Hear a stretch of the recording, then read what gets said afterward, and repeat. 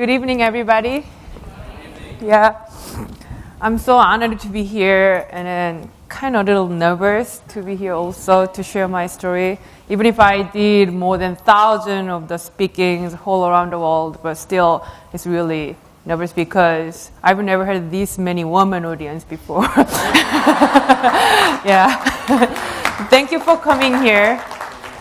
I still remember 8 years ago, and it's a great, perfect timing to have a talk here because exactly 8 years ago today, I was in space station. Yeah, that's because to memory that I have a space station earring now. So it's my kind of tradition. On the day I had a blast off, I have a rocket earring. And after that, I have a 2 days rendezvous time with the Soyeon capsule, so I have a Soyeon capsule earring. And then after 2 days, I have a docking with a space station, and I stay over there 9 days. And then during that 9 days, I have a space station earring. So today, yeah, it was 8th of April, 2008. And really, really honored to have the Valentina Tereshkova. She's the first female in the space 50 years ago. And she came to the Baikonur, Kazakhstan to kind of make me cheer up, to encourage me up. Originally, she didn't have a plan to come there. And then she was too huge celebrity all around the world. Right after the Yuri Gagarin passed away, she's the only person who could be the first in the world.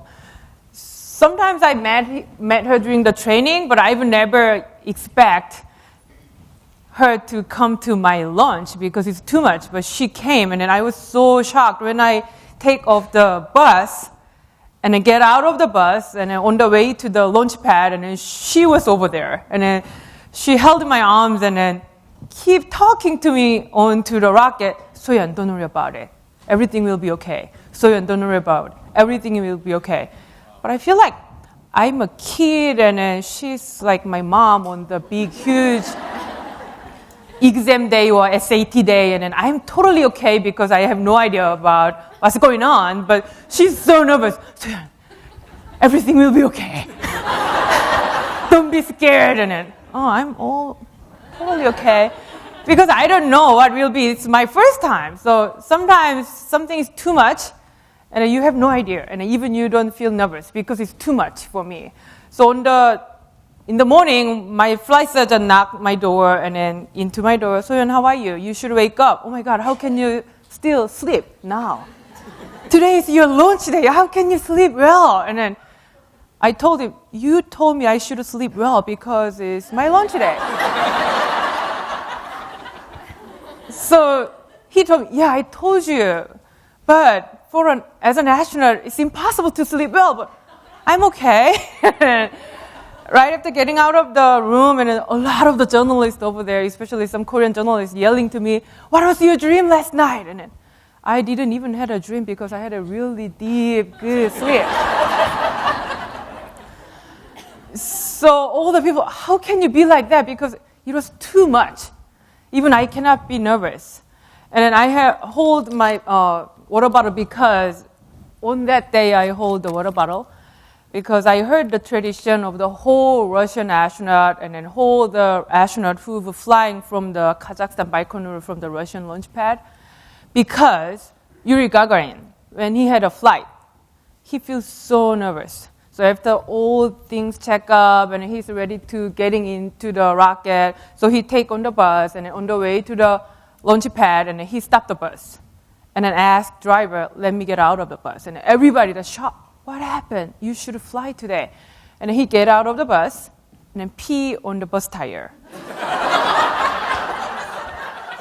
Because he's so nervous. He's the first person. He will never be sure he can come back because nowadays, a lot of people already knew that Yuri Gagarin was not the first person who would be in space. He was the first person who survived after flight. So he feels so nervous. He knew that several his students, his friends, his colleagues didn't come back after getting out of the place. So he peed, and then getting on the bus, he had a successful flight. So every single flight, all the Russian astronauts, on the way to the launch pad, they get out of the bus. But it's really, really insane because we have that flight set, and we check whole pressure, we check everything, and we are ready. So we are not supposed to open zipper. We are not supposed to take off the flight suit. But every single astronaut, they take off and pee and then getting into the rocket. But because we are humankind, we want to follow the tradition. We want to follow the successful tradition. So nobody can tell them no, because everybody knew that how nervous it is, how scareful it is, kind of like. And then that is my headache. How can I pee on the tire? I'm a woman. But as the first Korean astronaut, as the one of the junior rookie astronaut, I really, really want to follow the tradition. So after having that spacesuit, taking on the bus, keep thinking, how can I follow? How can I follow? And then finally I found my flight surgeon. He's the Korean Air Force military. And then he's right over there. And then because I cannot handle anything, I cannot have anything with me on the way to the rocket, I asked him, please bring one bottle of water. And he said, why? Because I need water. And he said, you will have water after getting to the launch pad. No, I need water on the way. So he bring one water, and then we take on the bus. As we expect, in the middle of the total empty plane, bus stop. And then all my engineer, commander, he ready to take off the bus. I think, that's the time. That's the time to pee. Yeah. And then one star general, he said, my friends, and then, yeah, it's a time, get out. And then they get out, and I follow them at the end. And then that general guy told me, Soyeon, what are you doing? Because I'm ready. And he said, you're a woman. But I'm ready. I really want to follow the tradition. Please, please. And he said, you cannot pee on the tire. You are a woman. So I take off the bottle. That's because I bring this. So at least I want to pretend to pee on the tire.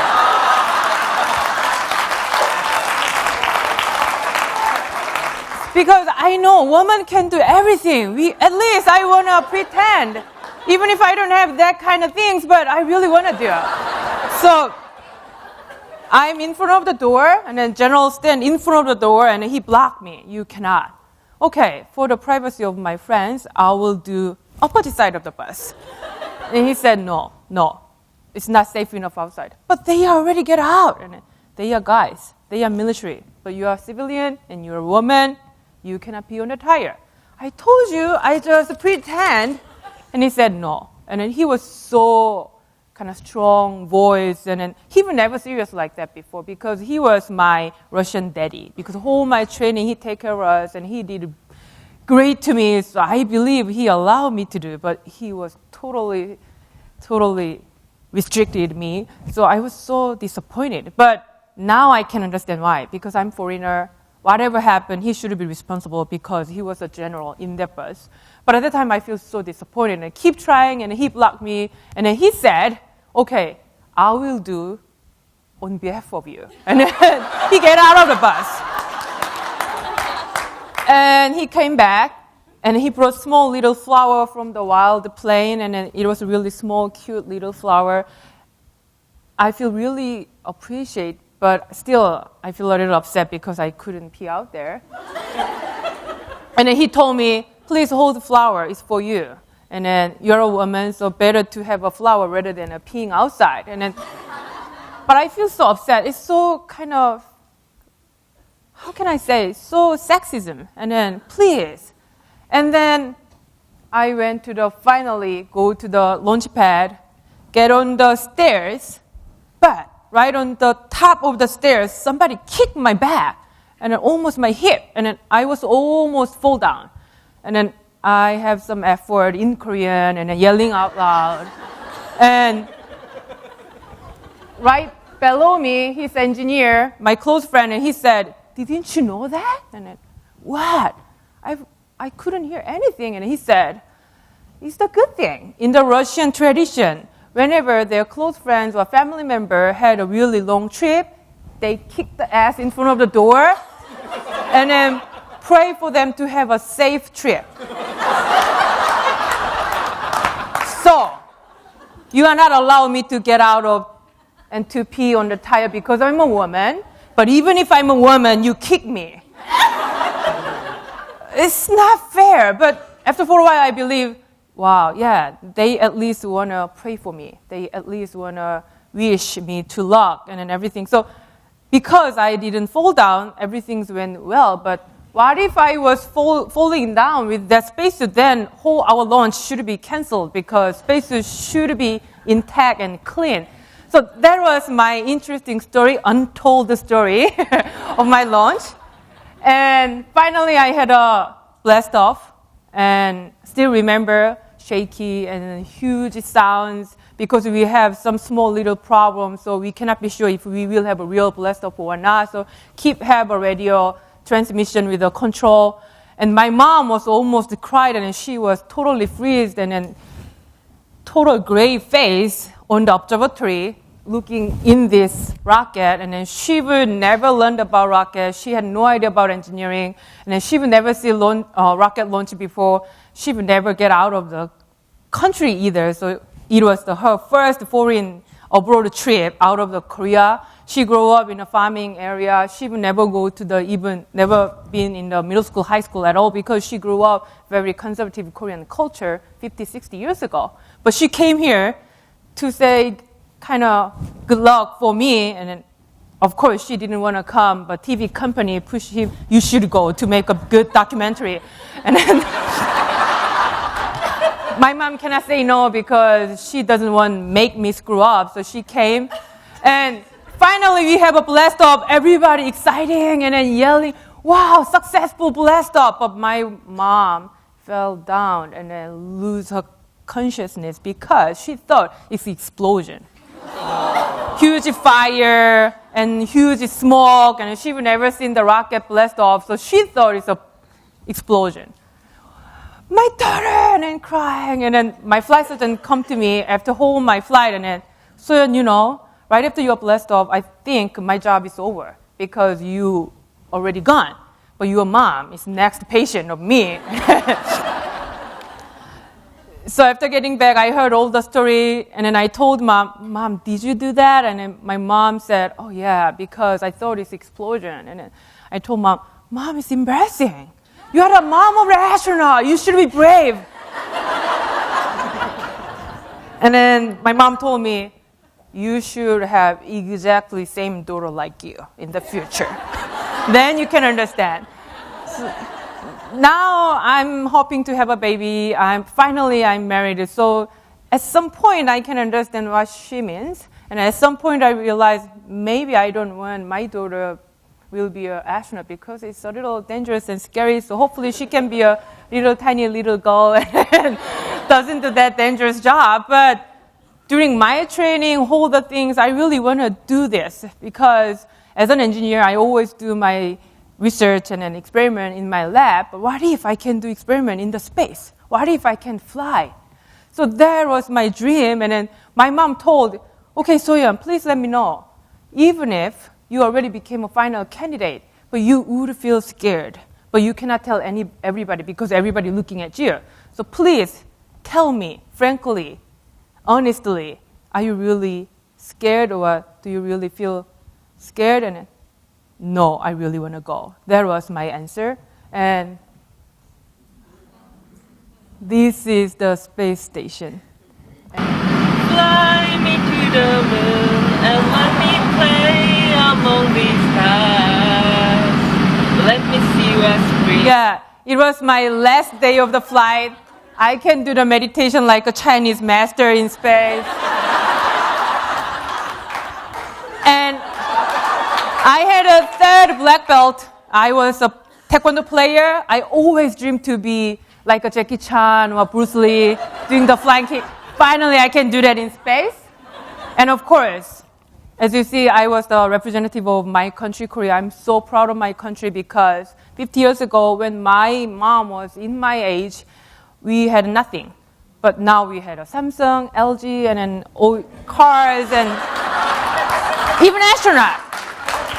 And still, I remember, I feel so honored because one day Hillary Clinton came to our country, and then she, in the middle of the address, she called me, and then I've never expected she called me, and then I stand up, and then she said, yeah, when I was in middle school, I dreamed to be an astronaut. I went to the NASA and then asked them how I can be an astronaut, and then NASA told her, we don't have a woman astronaut. So she told, I don't know if it is true or not because she's a politician, but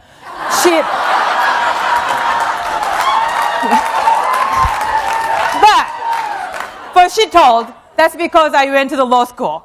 And then, but you see, in Korea, you have a first astronaut, it's a female. I'm so proud of her. And then, wow, that's incredible. So I'm so honored to be the representative of Korea and bring all the experiment to the space and then do all stuff for my fellow researcher and scientists. It's really, really something. And everybody asks me how space look like. And you see this kind of moon here on the Earth, exactly same, because space station is only 300 miles away, 200 miles away, so close, but moon and stars are far, far, far, far away, so exactly same. But different is, when you look down to the Earth, there is the place I'm from. There is the place I was born. There is the place I was playing with my friends. I love my family, all those things under. And yeah, could you go back? I don't have a back button. Yeah. I don't mean the. Yeah, maybe. Oh, no. That one. My friend Scott Kelly, who've been in space for a year, kind of a month ago, he came back, but his former flight, he sent me this photo. Do you know what this photo is? Yeah. I also couldn't have any idea before he talking to me. Most of the astronauts told after their flight, yeah, Earth globe is one. There's no boundary between the country. So Earth is one. So we should be peaceful, blah, blah, blah. That was the kind of typical comment of an astronaut. But during my flight, I could see the boundary between the country, especially between the rich country and poor country, especially at night. Left top is the Seoul, lower below is the Pyongyang. So North Korea, South Korea, boundary distinctively clear at night because we have electricity, they don't have electricity. So at night we have a boundary. It's so sad. It's really, really sad. And it takes 90 minutes going around the Earth. I looking down to the Earth, never get bored because Earth is beautiful. And then one day, after seeing those kind of beautiful scenery, I wonder, oh my God, why on earth I was born in Korea? I've never write down an essay to be admitted by the Korea. I've never write down resume to get hired by Korea. I've never write down the application when I was in my mother's belly to be born in Korea. Nothing. So every single people like me and you, we were born randomly, accidentally, without any reason. It means exactly the same as like me, 30 years old woman in North Korea, she was born there without any reason. But she's starving, she could be killed. She couldn't do anything, even if she pushed herself too much. But thanks to being born in Korea, I could go to the school. Even if I'm a woman, I could be an engineering PhD, even became a first Korean astronaut. So before that time, I thought like, yeah, I became an astronaut. I'm so proud of myself because I did my best. But one thing all the way first, who made me to born in Korea? Nobody. Maybe my God. Then, that is not the thing I did. Then, all the way from the first is from the luck and then blessing. And I realized, oh my God, how blessed I am. How can I pay back? How can I be the person who deserves that big, huge blessing? And I'm an engineer. Right after that, I calculated how low probability to be born in Korea.